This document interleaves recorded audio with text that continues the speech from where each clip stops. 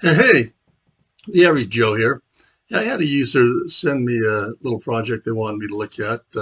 They had two low pressure steam boilers, about 10 psi here, and the load was just over 500 horsepower, which equates to about 17,284 pounds per hour of steam. And then he kind of wanted to know how to lay this out. And the boilers were on the ninth floor. Um, the surge tank was in the basement, and then I had a boiler feed up by the boilers as well. So what he had done is he had came in here, and if you double left click on that building, he had put an imposed load and showed the total pounds per hour of that. And obviously, with that load in there and the boilers and the system completed there and connected, you can just come in here and then start looking at diameter or load in the system flow. But what I did, just to help him kind of get a better idea on his project, I came over here and here's what I created. I did the two boilers on the ninth floor, showed the surge tank down in the basement, put the boiler feed up here at the top, divided each one of those loads, 1, 2, 3, 4, 5, 6, 7. I only did 7 here, 8, 9. So I don't know exactly how many loads he had. But I divided those loads out and put an imposed load in each one of the diagram there. Put steam trap in there.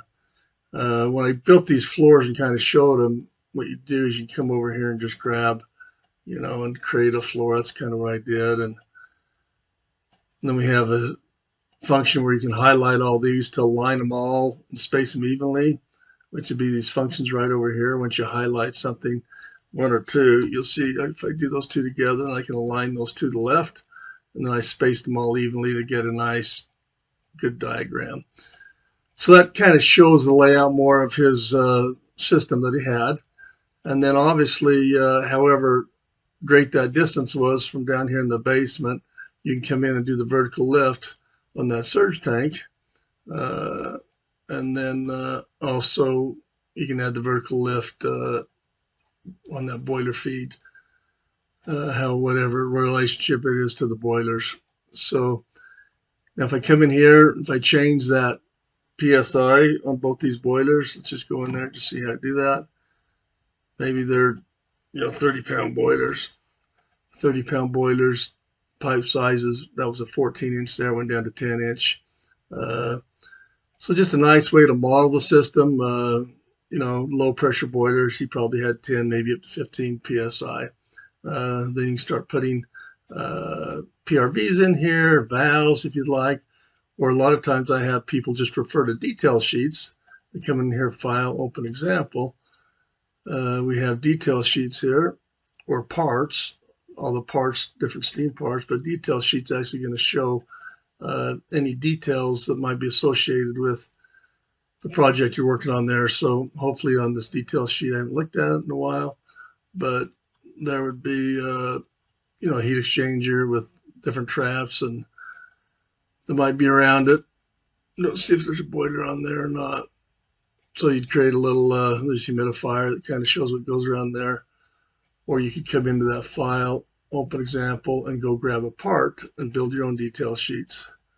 Steam, traps, steam to steam hot. Well, these are all heat exchangers there. Let's just look at maybe a PRV in parallel. If I wanted to, I could just copy that and paste that back in my project if I wanted to have that part of this diagram, this design. Then I could come over here and kind of move that around and connect to that PRV on the inlet and outlet, and then have that those two PRVs part of this project. Anyway, I hope this has been helpful to help you get a feel for kind of how to lay out maybe a project where there's multiple floors. Hey, thanks for watching.